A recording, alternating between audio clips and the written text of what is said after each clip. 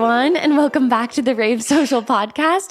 I'm your host, Jaiden, and today we have Tay and Claire.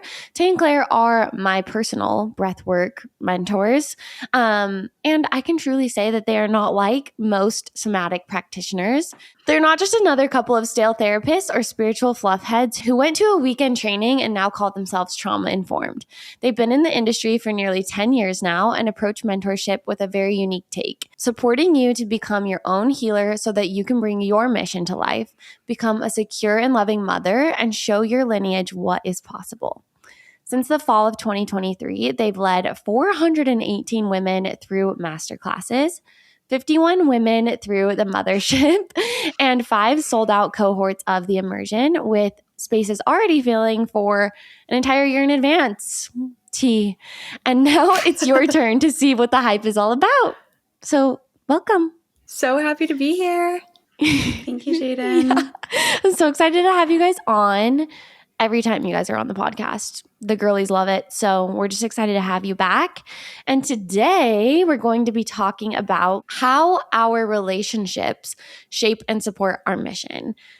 Tay and Claire both have beautiful relationships in their life, and I have a beautiful relationship in my life.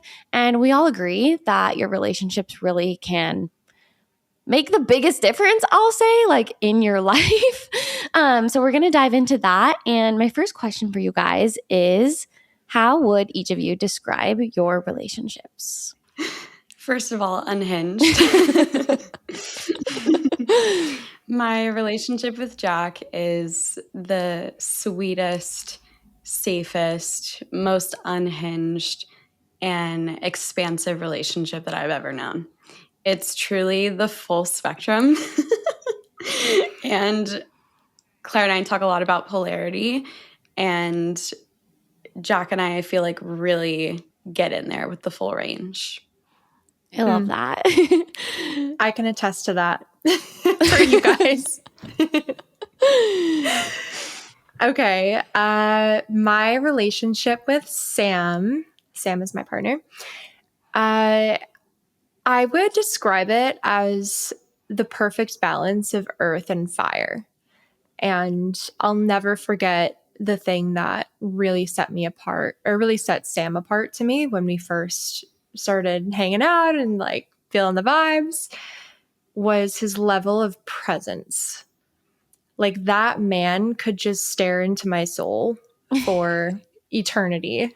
And I remember having this internal instinct of, like, I would almost have to play a game with myself to match his level of presence and like the depth that it carried. And that paired with this fire that he has to just do big shit in the world and help everyone around him like rise to that level as well is just so inspiring and epic. So those are the vibes in a nutshell. That so much. That's so special. I'm so curious too. What are Jack and Sam's zodiac signs? Like, what's their sun sign? Do you know? Yeah. Jack is an Aquarius. Okay. What's Sam? And Sam's a Leo. Okay. So Sam has always given Leo to me, so that's so funny. Yeah. He basically is a lion. Yeah. And Claire, are you a Taurus? I am. Okay, so you really are like earth and fire, and that's Literally. That's me and Reg. I'm an earth sign and he's a fire sign. So that's very cute. Relatable. Yeah. Yeah. Tay, what's yours? Zodiacs are interesting because Sam and I have the same big 3 just shifted over like one place. So Leo, Taurus, and Sag, but in different places. Oh my gosh, that's so cute. I love that. Tay, what's your sign? I'm a Libra, so I'm an air sign, and Jack's a water sign, No, right? he's an air. Okay. Oh, we're both airy. I feel very connected to the element of water, though, and I feel like how would you describe Jack in the elements? I feel like he's definitely air and water. Uh-huh. Yeah. That's so cute. I don't like have as much experience with those like elements. Just mostly the fire, which is very fun and spicy. But I'm curious because both of you own obviously your own business together, like Tay and Claire have their business together. But both of you have built businesses or helped support building of businesses with your partner. And I'm just curious how that dynamic is different for you. And like, how did you know in your relationships that you were going to go down that path of like building things together, not just like being together? For me, I think that Jack and I have known since the beginning that we wanted to build a life together. And obviously, building a life together and having children together and getting married and doing all of the standard relationship things is a very different story than building a business together, because it's a whole nother level of commitment and vulnerability and trust and conflict resolution and safety and expansion that is illuminated and curated through that process. And I think there was one specific point that I can think of when it came to just like the relationship piece of being able to look at him and be like, I want to go all in with you. And it's kind of a funny moment, but it's actually pretty fucking crazy. But we were on a very large amount of mushrooms on the side of a hill during the pandemic. And it always starts with this, right? Right. with me. This is where the unhinged begins. And it was, for those of you who have listened to the other podcasts that we did with Jaiden, my mom was in a really violent accident. My dad was diagnosed with stage 4 cancer right in the middle of the pandemic. And so we would essentially do these pretty intense mushroom journeys and go on these like really beautiful hikes and just utilize that time as our spiritual connection and with both each other and the divine. And I remember being on the side of this hill, and I had this deeply spiritual experience, probably to this date, one of the most spiritual experiences I've ever had, where I felt like the divine was like a vacuum sucking the pain and suffering out of my body. And I remember Jack was standing on the side of this hill. The sun was so hot and so bright, and he was just standing right in front of it. And I was, in my own perception, I was aware that he was standing there because he was blocking the sun. But like, we were there for probably like 20 minutes. And then when we were both complete, he was just like, okay, let's kind of continue to walk up the hill. And so we continue to walk up the hill, and we're having this conversation. We're laughing, we're crying, we're being unhinged together. And we take another stop and we sit on the side of the hill, and we're looking out at the view. The sun is setting, and we feel so connected, so in love, so unhinged. And we both looked at each other, and we had this moment where something clicked. And what we realized is that we had been having a conversation for the last 30 minutes, going through the full range of the human experience, but not once had we opened our mouths. And we realized that something that we had heard about in like books and these like crazy Reddit posts where people had done a bunch of mushrooms and had these telepathic experiences, that we were literally right in the middle of one. And our jaws just like completely dropped. Like, what the actual fuck just happened? And I said to him, are you experiencing what I'm experiencing? And he was like, yeah. And I was like, no, you're not. And so I started asking him questions about, okay, then what did I say about that one thing? And I don't remember at this point what the conversation was about, but I remember asking him very specific, clarifying questions about what I said, and verbatim, he repeated what I said to me out loud. And that was the most profound, world-shattering experience that I've ever had in my life. And I remember sitting down, and once we've realized what was happening and kind of processed it, I was peeing my pants. We were laughing so hard because I looked at him and I was like, if you are not my fucking soulmate, I'm going to be really mad. I love that. If you are not the one, I'm going to be pissed off. And so I think that was the moment where I realized that, like, okay, this is so much deeper than just like this deep, intense love that we had experienced, because the beginning of our story was very fast, and it's almost like life kind of slowed us down and literally took us. So we were living and doing like partial long distance for 6 months, so we weren't attached at the hip all the time. And that was the moment where I realized, like, oh wow, this is fucking soul level. And I still feel that connection with him to this day.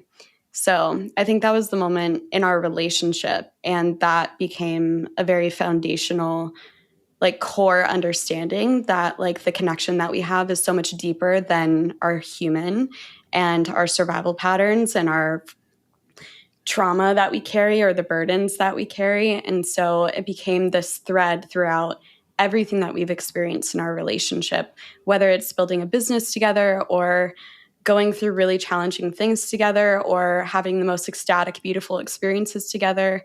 It's this core thread of like, I got you and I'm not fucking leaving.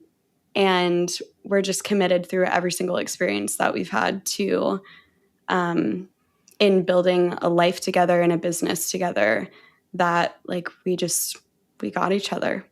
So I love that. That is such a crazy story. I'm like, it's beautiful and crazy.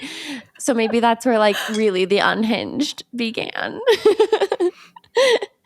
I love that. Thank you so much for sharing that. Claire, I would love to hear yours as well. I love how Tay just set the bar there with that. She was like, so yeah, it was just that. Bye. Yeah. I always feel like when Tay and I get on podcasts, we have to even contain like the vastness of what we could go into, because there's so much depth with the nature of what we have been through and what we work with our clients on and what we've been through with our partners. But when Sam and I first met, we both knew that we wanted to build, we called it like an unnormal life. We actually had a podcast called The Unnormal Show at one point, but we were just like, that was like the foundation of us getting together, was scheming up what it would look like to, whether it was build like a drop shipping company or a this or a that or coaching or whatever, or travel influencer accounts. Like we just were so inspired by people around that time, like 2016, 2017, that was really taking off. And Sam was all up in like Tim Ferriss and Dave Asprey, and just so he had been on that shit, like so ahead of the curve with all of that. So from literally day one of us being together, that was the goalpost at some point, was to not be an employee of some corporation, or just like have something that was our own, that we felt passionate about, that was meaningful, that was abundant. And that kind of became like the bedrock of our relationship together. And the pursuit of that became the spiritual journey of all the initiations that one goes through in pursuing that path.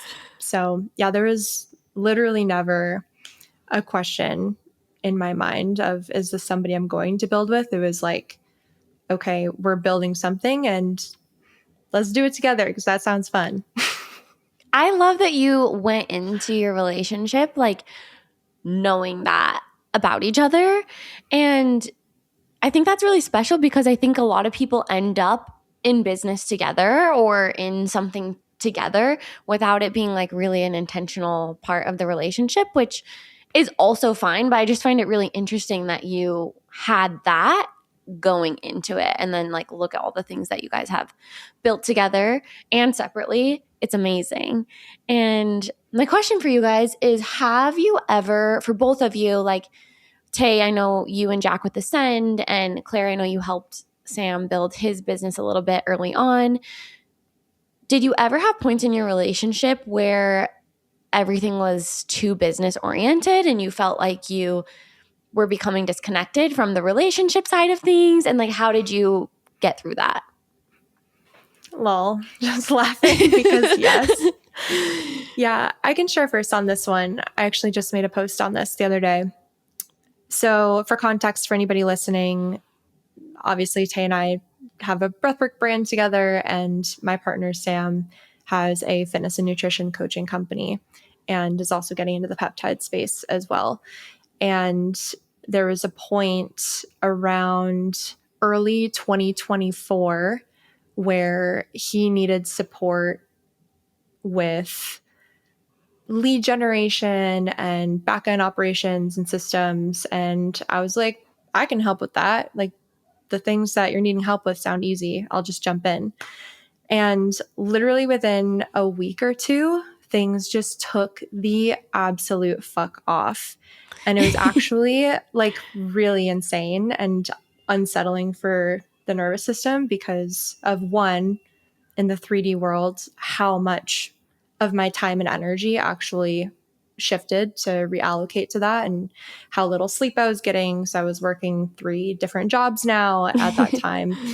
And then to maintain that momentum and also match his like fiery desire to continue growing, it was a lot, like an absolute lot. So I would say throughout that period, and if anyone listening, like whether you're building someone with your partner or if building something on your own is enough, or if you're just in a season of transition with your partner and like sticky stuff is coming up, then what I would say to you is to please not overlook the importance of creating pockets of deep space for yourself. And the reason why I say that is because when Sam and I were becoming really enmeshed in this season of time where our house most of the time felt more like an office than a home, our relationship was starting to feel more like colleagues and like a boss and employee bumping heads rather than like being true lovers. And all of our conversations being about the business, all hours of day, just having very minimal boundaries around that, oftentimes being up until 2 a.m. on the couch, just like finishing up stuff for the day together. What I thought I was doing for myself was getting in still like my 10-minute meditations per day. I was still eating pretty healthy. I was still getting my daily walks in. I was like, I'm taking good care of myself, but why am I feeling so burnt out? And it's because I had the contrast of what it had felt like the year before to go into deep therapeutic breathwork journeys every other week for a whole year. And then I'd kind of slipped off that and thought that just these daily maintenance practices could keep me connected to what I'd experienced. But it actually wasn't until I reprioritized that in my life to create deeper pockets of space for a full breathwork journey, like regularly every other week. That's when everything changed because I was able to get out of that prefrontal cortex, like logical survival, like thinking brain, and allow for my actual intuition to kick in and provide clarity around what actually needed to shift, what was mine, what was his, be able to, on a physical level, discharge the survival energy that had been built up that I had just started to step by step normalize in my daily life and convince myself that I can hold it. Like, I'm fine. Don't worry about me. Don't look over here. Everything's chill. And I think a lot of people, like if I'm doing that, I know that other people are probably doing that too, just kind of brushing under the rug how much is actually building up. And through that process, we've since gotten back to a place that honestly, like, I don't feel like we've been since the first year that we were with each other, when there was that depth and presence and softness and sweetness and love and true untanglement from the business being the core pillar of our relationship. Yeah. It's like our relationship is back again being the core pillar of our relationship as it should be. So it's been a journey, but reprioritizing the depth of my practices and trusting my intuition, and then being a co-creator with Sam through that process, which is a whole other conversation. But those have been absolutely world-changing. Yeah, and I don't think, well, I know like that doesn't happen if you haven't done the work of like building communication with one another. Like I just see women a lot of times get into that stickier spot in their relationship that everyone experiences at some point. Like even if you're not building a business together, it's something else. And it can trigger like survival responses, right? Where maybe you want to like run away from the relationship, you want to burn it down, like you get tempted to be like, this isn't for me then. But I love hearing your story about like how you didn't let that happen because you had the greater vision for the relationship of like, no, we want to be with each other. So how do we get back to that point that feels really beautiful and wonderful again? I love that you didn't just be like, it's too hard and like run away. Well, that's actually something I want to clarify too, because I think most people actually are like, they know they'll stick it out and they know they're meant for each other. There's just so much getting in the way of that like truly deep, present love together. And I think especially as women, like we all deeply crave that. And sometimes we don't even let ourselves admit where it's lacking. So for me, it was never a question of if we were meant to be together or if it would work out or if I should burn it down. I always knew like, this is my person. We're going to do this for the rest of my life. But the deep fear was truly, Jaiden, like, will I ever get that feeling back that we had in that first year together? Because that's like at the heart of our relationship, what I love the most. And that's what I've been able to get back through this process. I love that. Thank you for sharing that. Thanks. Yeah. Tay, do you have something you'd like to share too? There's something that I want to speak to in relationship to what Claire just shared, because there's this concept that I think Aubrey Marcus coined. I do not resonate with his work at all, but there was this thing that he used to speak to. I think it's you have the honeymoon phase, you have the tragic phase, and then you have the post-tragic phase.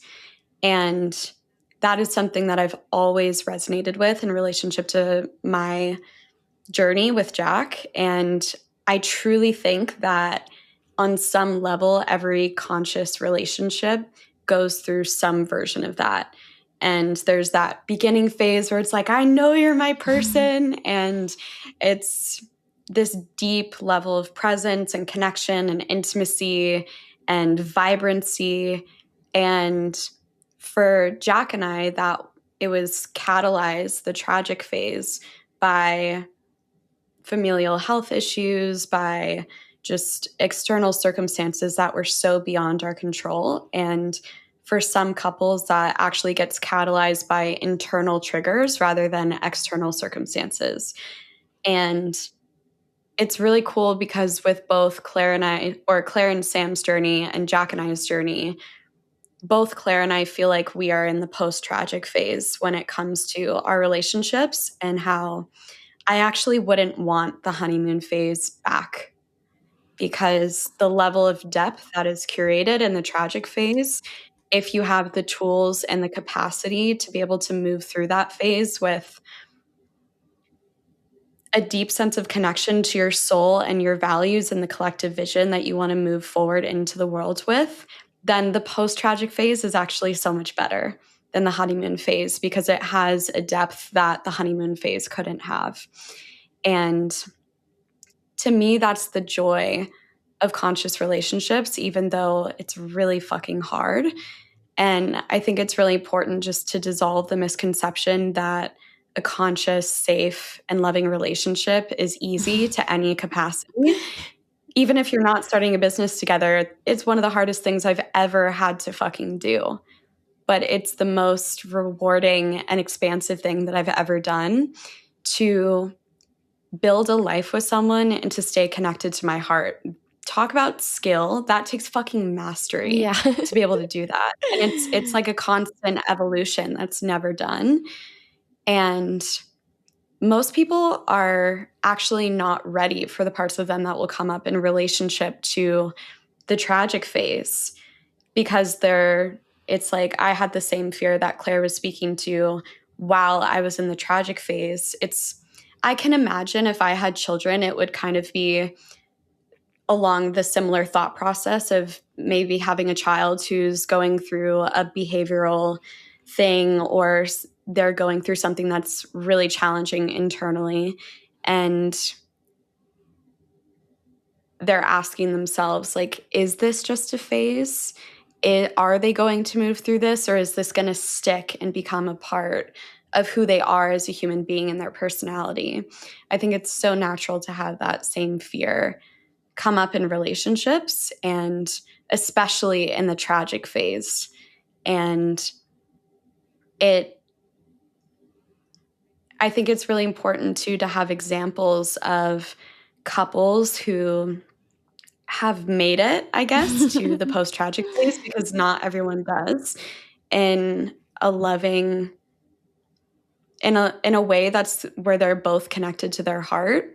It's so important to have examples of couples who have made it to that phase. If you, as a human being, are in the tragic phase with your partner, so you can just see what's possible.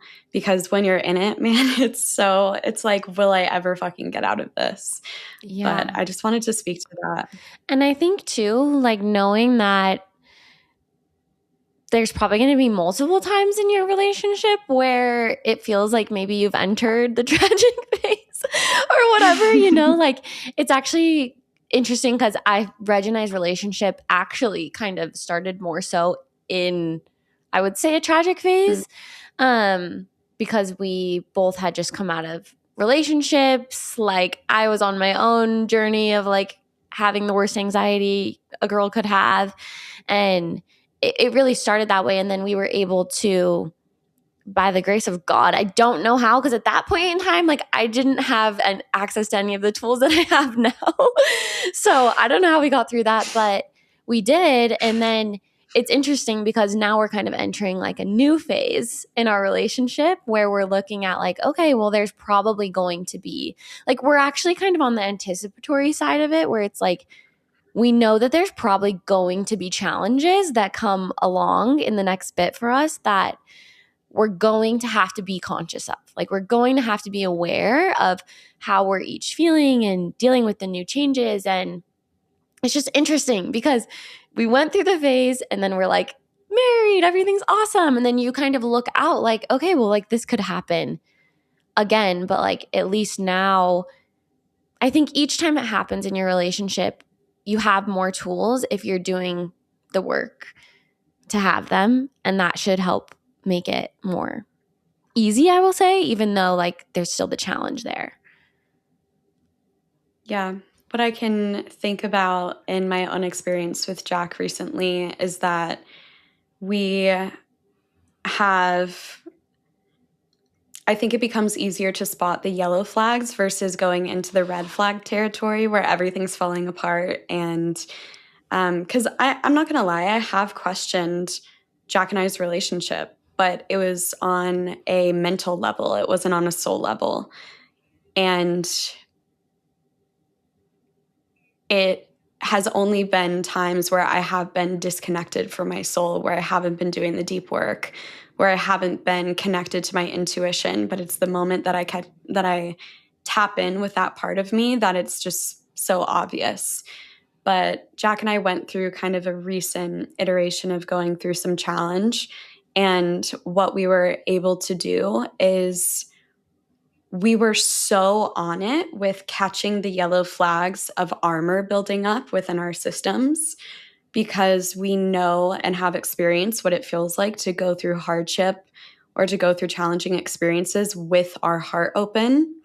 And because we spent so long going through challenging experiences with our hearts guarded and with our butting heads with each other's survival responses constantly. And so in this recent iteration of kind of moving through a very molecular version of that comparatively to what we've been through, there was several moments where we could have kept feeding that energy. And how I experienced it is it's this collective agreement that we're not going there with all the love in the world, and this collective containment. And something's coming to me to kind of speak to in relationship to that, because I think in relationships, it can be really easy to pedestal the relationships where the man is always leading and the man is always directing the relationship. And I know that that can be a really huge desire for women, especially when they've never fucking been led and they don't know what that experience feels like, which is completely valid. And in my experience, when it comes to moving through really challenging experiences while being connected to your heart, while feeling cracked open and connected to the preciousness of this life with your partner, those can be the most intimate, beautiful experiences. But it's not, if you're a woman and you're listening to this, it's not all up to your partner to create those guardrails and to lead that process of continuing to stay connected, because they're going to fall off their game too. They're going to slip into survival responses too. And so what I noticed is that we both had to be committed to keeping those guardrails contained. So the purity and the intimacy and the connection to the divine and to the preciousness of life could feel protected. And in that process, I noticed myself being like, yep, we're not going there. And I love you, you know? And it's kind of this like sobering experience for him when I do it to him. And then when he does it to me, it's kind of like, oh, yeah, fuck, I was asleep. I'm sorry. Like, I'm committed to being awake. But yeah, that yeah, made me just think about like when you were talking about having the man lead. And I do think that women, especially like high achieving, like go-getter women, can really crave that, because it's like, can you just like do the stuff for me? Because every single day I'm like doing it all, and it's just, I don't want to do that anymore. But like what I've found too is like sometimes that can be a challenge, because it can be really easy to stop caring about your desires, what your true desires are, if someone has fully taken control of that for you. And I think, like, in my opinion, the best and healthiest relationship is when like you can still hold your desires and express them, but then also have that container of like, okay, I respect your desires and I want to make them happen. Like, here's how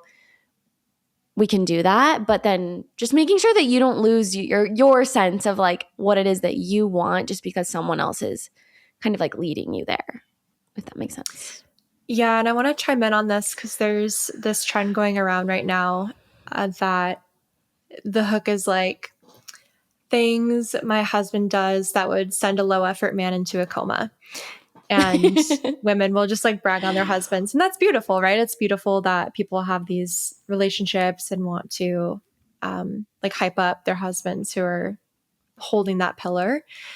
And I think for people who are in, whether it's the tragic phase of their relationship or if they're just in some sort of like breakdown of communication or things are feeling sticky or there's friction, then when reading those kinds of posts, there can be this victim mentality or hopelessness that isn't their fault but can set in.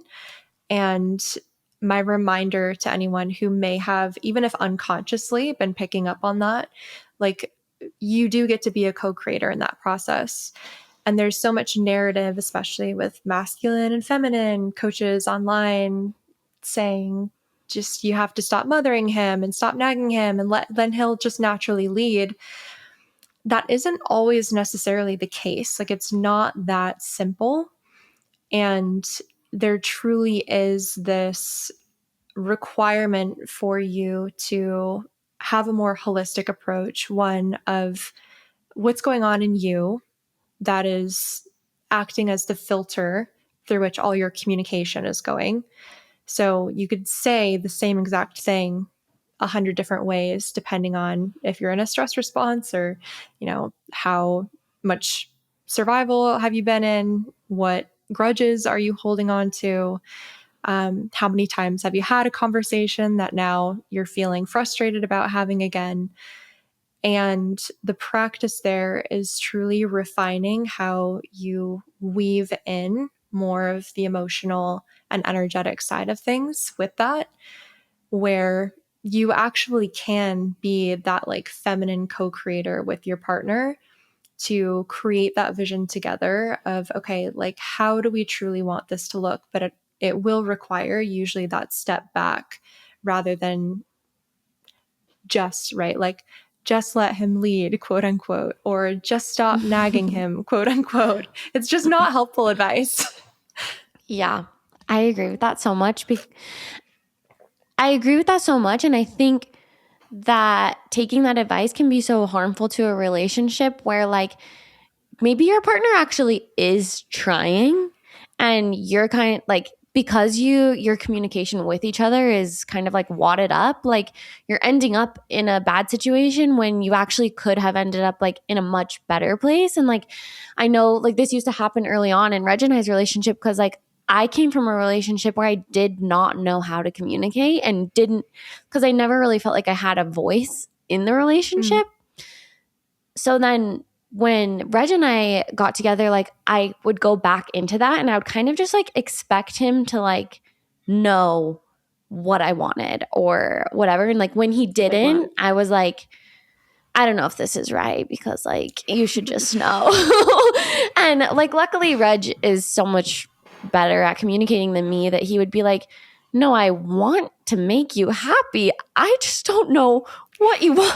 So like, how am I supposed to do it if I don't know what you want, And Reg then listening to this right now is like, he's like, I'm the best. No, honestly, he really is. Like, I always joke, I'm like, dude, you should have like been a therapist because like, holy shit. But it's true. Like, once we figured that out in our relationship, everything got so much better. Like, seriously, almost overnight when I finally felt safe, which was actually just my own thing. He wasn't making me feel unsafe. It was my own thing that I had created into just expressing my desires. And then he would do them. And it was like 4 iterations of that. And I'm like, oh, I trust you completely because I'm asking for what I want and you are supporting me to get that thing. And like, I can completely trust this. But I could have given up really early on and it would have been honestly my own fault because I was the one making it up, Yeah. So I want to speak. I was just going to say, I want to speak to the woman who is kind of in the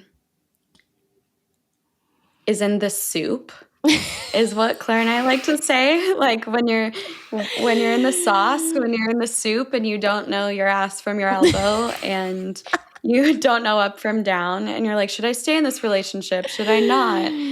Are they the right person for me? Is this their fault? Is this my fault? Is this my pattern? Is this their pattern? It's like it can be so confusing to be in that place.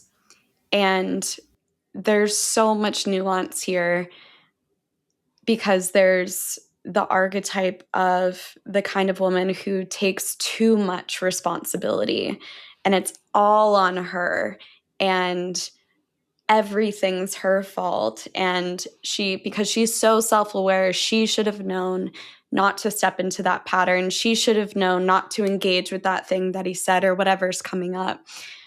And then there's the other side of the righteousness that can kind of sneakily come through in a relationship where I am doing the work. I am fucking dialed. I am doing my meditation every day. And what the fuck are you doing?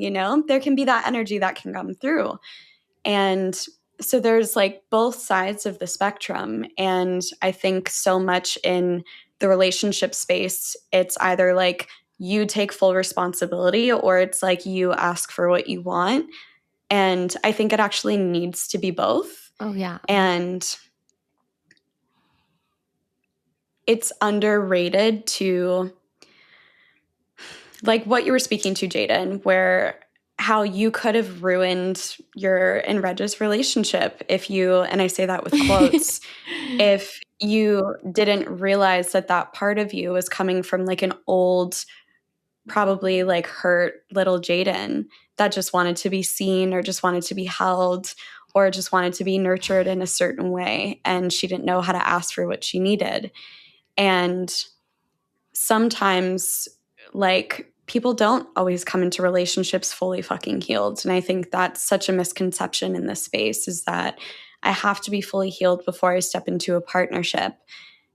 I feel like most of the time, if you're with the right person, you heal together. And yes, you will illuminate parts of yourself that each other that are really challenging and are really confronting. But it's that common thread that weaves between every single experience that you have together of like, I got you and I'm not leaving, and I want to understand you and I want to see you. But I think for the woman who is kind of in the soup and doesn't know like what decision to make next or what decision isn't aligned with her soul, that the first step is getting clear within yourself. And you can only get clear within yourself when, number one, you create space for that, like Claire was speaking to. Number two, you have the tools to be able to work with the layers of your nervous system that are coming up, because sometimes they can be really complex. Plugging the mothership. Sometimes plugging the mothership. You need that. Yeah, but sometimes the layers of complexity, most of the time, they can't be solved with talking in circles with your therapist. And it's like, I don't just say this to plug the mothership or to plug our work, but people will come to us and they've been to therapy for literal decades. Like, we have 40, 50-year-olds coming to us and being like, I've done therapy, I've done hypnosis, I've done EMDR, I've done all of the self-healing modalities, but nothing has worked. And they have this jadedness towards, I don't even know if that's a word, but towards this work, because they've been ping-ponging from modality to modality. And it takes a lot of vulnerability to put your trust in not only someone, but something. And there's this part that can come up where it's like, I hope this is the thing that allows me to connect with the purest part of my being.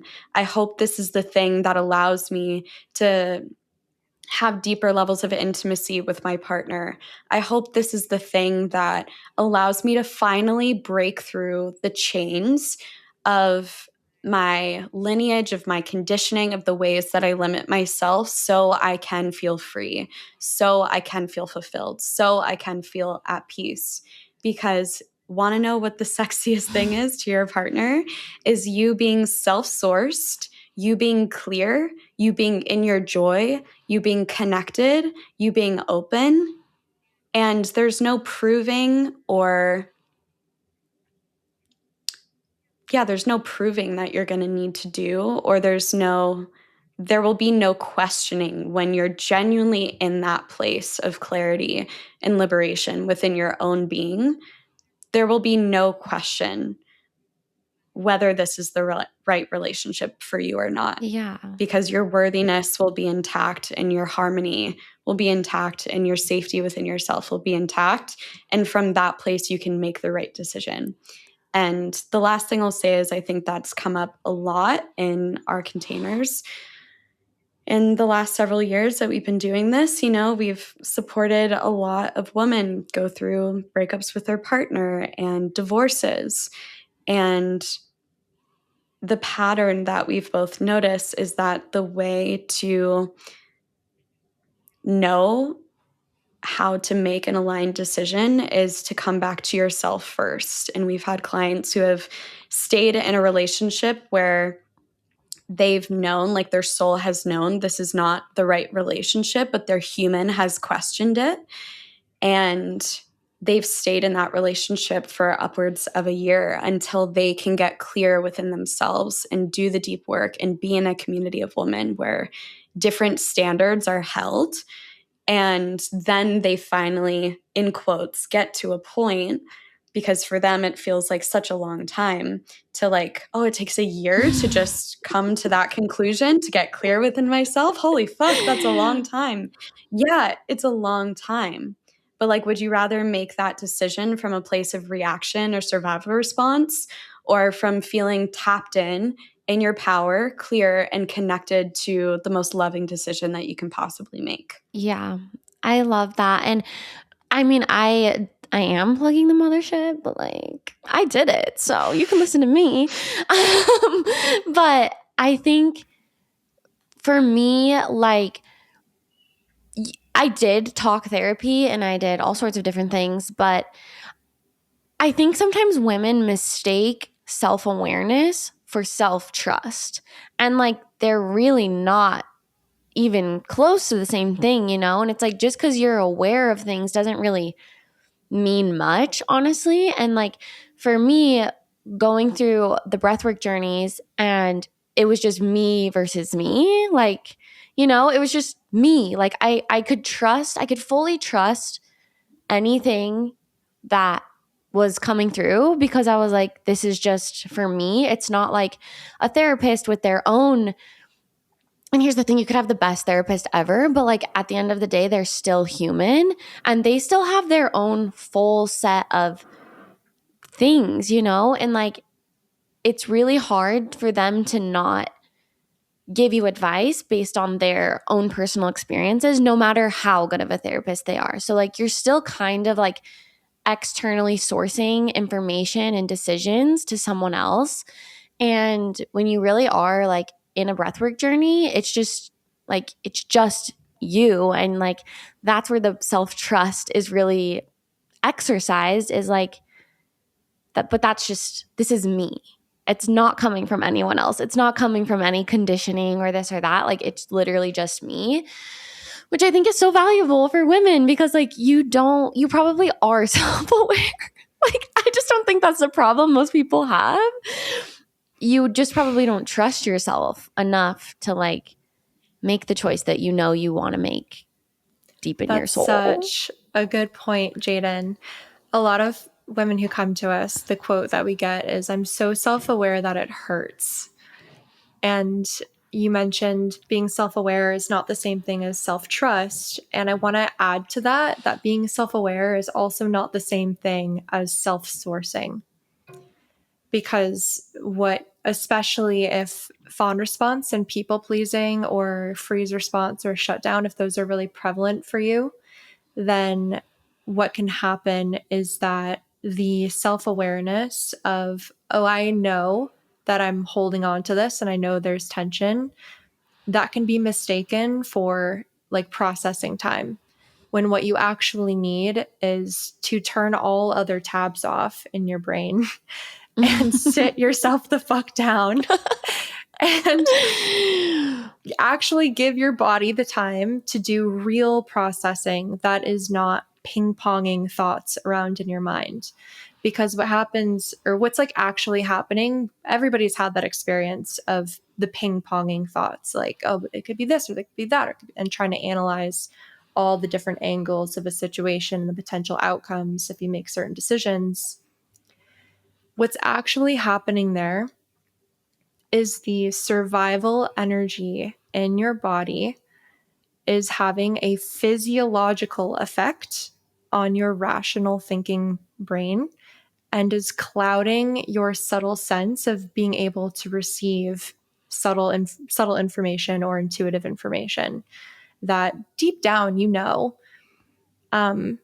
But it's not your fault if that feels hard to access. It's just because most of us weren't taught how to work with our own body-mind system, how to, like, for example, you might be self-aware of a lot, but are you actually self-aware to the subtleties of if you're in freeze or fawn or fight or flight, or if you're being avoidant or anxious, or like where's their system at? How do you need to adjust the way that you're responding to them to meet them where they're at so it can be a productive conversation? There's so much that goes into it. And even just like a little bit of real self-sourcing goes a long way when you've spent your whole life confusing self-awareness for self-sourcing. Yeah. And just like analyzing and analyzing and analyzing. It's actually just such like a breath of fresh air when you finally, like when you can finally turn that system off. And like what you're saying, Claire, it's not really your fault that like, it's kind of like a human thing. I mean, our brains are there to protect us and to think about things, but sometimes we like flex that muscle too much. And then when you finally do quiet the mind and like actually get to that space where it's just like intuitive guidance, you're just like, like finally I don't have to like I don't have to try to make it anything. It's just, it is. And it's just such a major difference in your body and mind. Like you just feel so free. Yeah. I just wanted to speak to something that Claire was speaking to a little bit, because for anyone who doesn't know what self-sourcing is, the way that you can think about it is self as a direct bridge to source. And that's something that our mentors, Helen and Lucas, have introduced to us as just such a powerful concept to bring into our own practices and the way that we give structure to our clients' processes. And so we can connect with self-sourcing through essentially being a bridge to the divine, being a bridge to guidance that exists beyond self, beyond the mind. And that act is the antidote to being in a fawn response, because growing up and being conditioned to be in a fawn response, or if you currently identify yourself as being an empath and being very sensitive to other people's emotions and experiences, a distortion that can often come through is that there's actually a lot of assuming that can, like a lot of assumption that can be created when you consider yourself an empath.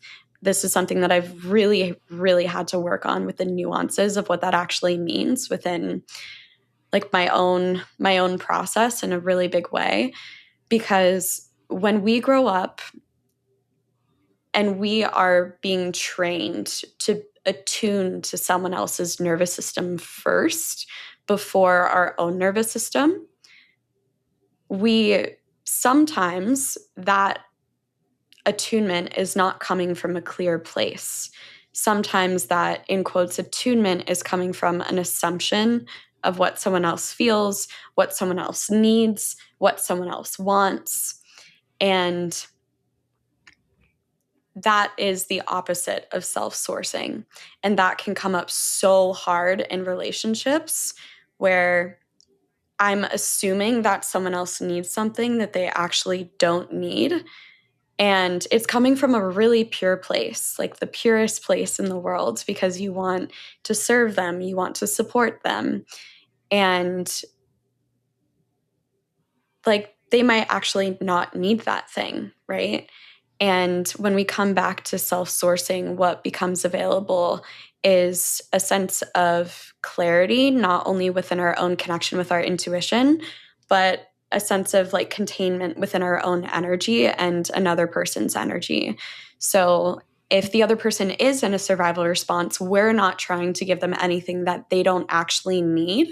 We're not trying to support them in ways that they don't actually want to be supported, or we're not assuming things about their own process that isn't actually happening.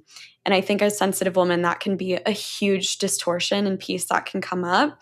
And it's a very easy way to create confusion and attachment in our own minds about like someone else's experience. But yeah, it's something that sometimes I still catch myself in because it can be really, really sneaky in the ways that it shows up. Okay, as we wrap up here, I want to ask you guys just a couple more questions. So the first one is, how do you support each other's individual growth without making your relationships feel like a self-improvement project? Tay, you want to go or me? My answer is, I have like a solid answer and then I have a silly answer, but it's actually a really helpful answer. So I think something I just want to set the foundation for is how important it is to maybe understand and identify where you're at in the honeymoon, the tragic, or the post-tragic, just so you can have that general awareness. And another really foundational piece to make your relationship so much more easeful is understanding your partner's dominant attachment style and survival response. And the reason why this actually mitigates the feeling of feeling like it's constantly a self-improvement project is because we can spend so much energy trying to subconsciously figure those things out in kind of shadow ways. And if we just know them, there's a lot more clarity in the way that we can respond to things, and a lot more quickness and a lot more resiliency. So we're not spending months and months and months on this one piece that feels sticky, but we can identify it very quickly and begin to work with it and then dissolve it as, I don't want to say quickly as possible, but I think you know what I mean, as easily as possible. And if you're an avoidant attachment style and your partner is an anxious attachment style, then understanding how to work with those different parts, because the avoidant wants to run from conflict. The anxious needs connection in order to feel safe and to feel that sense of repair. It doesn't have to be one or the other. There are ways and there are structures and systems in which you can implement in your relationship so both people can get what they need. And the same thing goes for survival responses. And when you know how to work with these things very masterfully within yourself and also within your partnership, the partnership just becomes so much more easeful and so much more expansive. And so that's like the more foundational piece and the preventative medicine piece. And then there's the piece around, okay, what do I actually do in the moment if it's starting to feel like that? Or even if I'm in the middle of a really challenging conversation.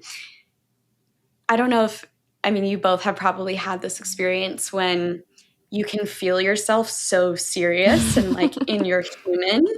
And then there's this meta part of you that's like, this is so fucking stupid. Like, I fucking love you. Why are we doing this? You know, that's what happens to me sometimes, where sometimes we can be like, our survival responses are coming head to head. And then my soul comes in and is like, yo, you're my motherfucking soulmate. I love you. And why are we doing this shit? You know? Even though like it feels very serious to our humans. And so something that Jack and I have developed over the years is this statement, take the carrot out of your ass. And what that means is, you know how people say like you have a stick up your ass or like someone has a stick up their ass? For some reason, this came up in conflict one time where Jack started impersonating, and this is the unhinged piece, Jack started impersonating taking a carrot out of my ass. And I was looking at him and I'm like, what are you doing? And I'm like all pissed off. And I'm like, stop doing that. And then after a while, and he's like, I'm taking the carrot out of your ass. Oh my God. And I was just like, what do you mean? And he's like, just take it out. And it just like made me laugh so hard. And we just both started hysterically laughing. And I was like, wow, thank you so much for doing that, because that was so stupid. Like, I love you so much. So my whole point in sharing that is I think there are genuinely things that we can do amidst conflict or amidst the moments where we notice our human is being very like so serious about it all. And there are things that we can do to actually incorporate play into the way that we interact with our partner sometimes in those like serious moments, and just like break the ice like you would on a first date or something like that. And another way we do that is just by like there's like a certain face I'll make, or there's a certain voice that I'll do where Jack he has no containment, and we could be in the depth of like a serious conversation and he just can't contain himself with how hard he laughs. So we've been, just the last few years as we come into our post-tragic phase, we've been implementing that a lot. And we don't have like these days, like we really do not have like a lot of conflict that comes up, but when we do, even if it's very grounded and safe and loving, it's just so helpful for me to have these tools where we can just connect back to like, we're literally on a spinning ball in the middle of the fucking universe. You're my soulmate. And we're talking about like taking the trash out, or we're talking about like something so minuscule to like what we're actually here for. So those are the two pieces that I would say, the preventative medicine and then the in the moment medicine to just like bring more humor and play. I love that. Yeah. And Jaiden, I can wrap up with something quick on my end, which is to balance patience and reward. And what I mean by that is sometimes you will actually have to be very patient with the pace at which your partner is coming to their own realizations about the mirror that you've been trying to hold up for them, as we have, you know, our own stuff too. But when you notice even the smallest of improvements, get off your fucking high horse and reward the behavior. And I noticed this last night, actually, where we had a breakdown in communication earlier in the day. And I felt so mad, and I was also really hungry, so that didn't help. And I'm luteal. Perfect storm. And that never helps. I was so mad. And he was like, I understand your frustration. But I knew inside all I wanted was a genuine apology. Not, I understand your frustration. I wanted, I'm really sorry for how that affected you. And here's how it'll be different next time. Like, that's what I wanted. And I was having this internal battle of, do I tell him that's what I want, or do I wait and see if he'll arrive at that conclusion himself? And he did. And he apologized, a very genuine, loving apology, gave me a big hug. And it was exactly what I wanted. And in that moment, I could feel the part of me that wanted to get even with him, or like make him suffer like a little bit for the thing that I felt he caused me pain for. The part of me that wanted to hold on to resentment, the part of me that wanted to stay in the anger. And I just had that come to Jesus moment of like, wow, I just got literally the exact thing that I wanted. That was actually better than what I imagined he could have provided for me. And I had to like be my higher self in that moment and just soften into him, reward the behavior, because that's the only way that the behavior would continue onward, right? Like, nobody is going to continue to apologize in that sweet way if then they just get shit after. So patience and reward throughout the process. I love both of your shares so much. Tay, did you want to add something? Yeah, it's super quick. It's just like David Data. If anyone hasn't listened to or read his books, David Data is the author of Dear Lover and The Way of the Superior Man, which are both just like world-class books on masculine and feminine energy. And something that I learned from David Data's Dear Lover is he just talks about it. He tells it to you straight while also writing the book in such a poetic way that really just like speaks to the part of us that wants to read a like sexy love story kind of vibe. But one of the tips that he put in there that is so in alignment with what Claire just shared is men are kind of like dogs that just need treats. And so you can think about men like you would your dog. And so whenever your dog does something good, you give them a treat. And you say, good boy, good boy. And that was one of the things that he shared. And I was just like, at first I read it and I was like, that's so silly. And then I started doing it, like Claire was speaking to. Like I was just really meta aware of the things that I said that I wanted in my relationship. And then I would notice him doing it, maybe not to the full capacity, but to the way in which he knew how to do it in that moment. And I would celebrate him and celebrate him and celebrate him. And I would notice the behavior getting stronger and stronger and stronger. And Jack is a bit of a golden retriever, like 100%. So he would the training is working. Like, oh. Love you, Jack. But like, actually though, like it's like sometimes we say that we want something, but it can be really easy to look for the lack and look for what's not working and what's not happening.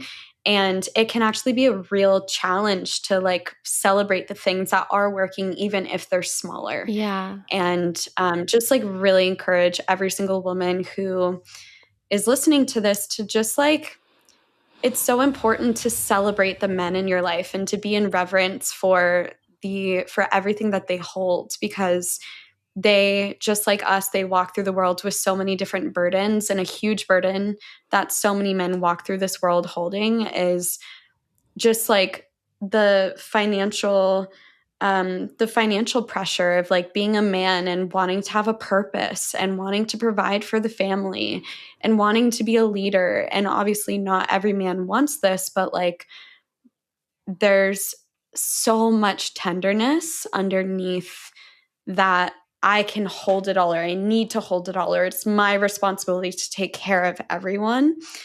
And I think it's just important that we celebrate that, and we can undermine that sometimes. Yeah.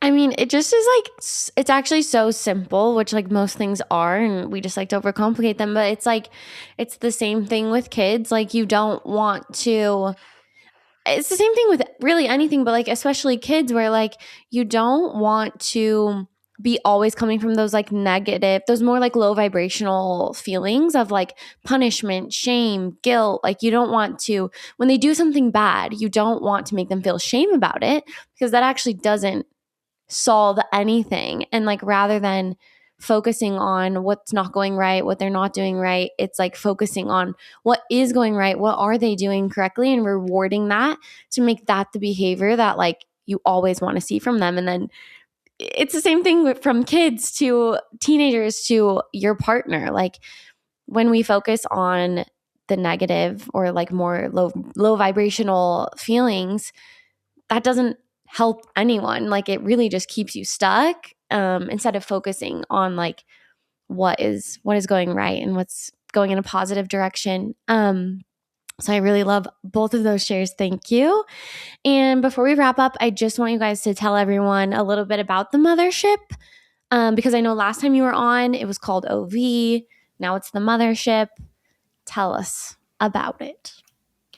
Yeah, so we have given Open Virtual some mega upgrades. So if you've seen Jaiden talk about her going through this program with us called Open Virtual, it is the same program, but just times 100, because we just went through just completely upgraded. So we just went through a whole round of feedback with all of our alumni and have implemented refinement into the program. So the mothership in a nutshell is the journey of going from being so self-aware that it hurts, normalizing looping survival responses, even if they're that like chronic low grade vibe, and feeling overburdened, like you're holding it all, like you're the pillar for everyone, but you don't have anybody really holding that for you in a structured, safe, loving way.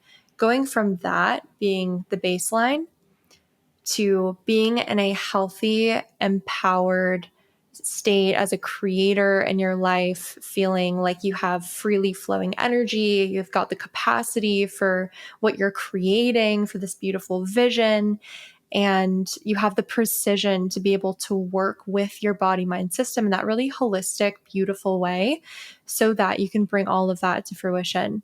That is the journey of what's now the mothership in a nutshell. And the way that we do that is through 2 phases. So as soon as someone enrolls with us, they get immediate access into our world-class, self-paced somatic prep course called The Foundation. And that's where they're going to learn the tools, they're going to build the capacity, they're going to get precise with their stress responses, and they're also going to go through grounding practices to prep their nervous system for the deep work that we do in those live calls. The live calls for this upcoming cohort are going to begin on April 9th, and there's 7 of those sessions. And each of those live sessions follow the format of about an hour of workshopping around the theme for that week, followed by a full hour deep therapeutic world motherfucking class breathwork journey that you will not find in any yoga studio. You will not find at these one-off events. These, as you can attest, Jaiden, are a very special frequency that Tay and I bring to these. And we run free masterclasses regularly for people to get a taste of this work. So if you're curious about that, you can reach out to us. But what we do throughout this process is bring you up what we call the opening path, which is our version of Maslow's hierarchy of needs, where you can imagine like physiological needs is at the bottom, and then we've got safety, and then we've got individualization, and then we've got power, and then at the very top, we've got love and creation and intuition and those beautiful states we all want to be in. But we can't just fly to Peru, do an Aya ceremony, pop the fuck off, and then expect our nervous system to stabilize those results, right? So the journey of the mothership is this beautiful progression of being patient with your system and allowing that spaciousness with the capacity, the energy flow, the precision, and the depth of being in those deep breathwork journeys every other week across 7 sessions to allow for this new stabilization within your system to occur and bring big, beautiful things to life without burning yourself the fuck out. And I can absolutely like vouch for the program. I know I talk about it. So like people still just come up to me and they're like, I think the breath work is working. Like it's just so funny that you can like see it from the outside. But no, my experience was nothing short of life-changing. And now I'm in the alumni program, the space, because I can't get enough. And it's just incredible. So I highly, highly recommend. We'll make sure to link all of the things. I believe this will come out before your next like your free journey, free masterclass. So we will link that as well. And if you guys are interested in like getting a taste before you jump right in, you can join that. And yeah, thank you both so much for sharing your depth of knowledge with us and being on the podcast today. Thank you, Jaiden. Thank you, Jaiden. We love you. Bye.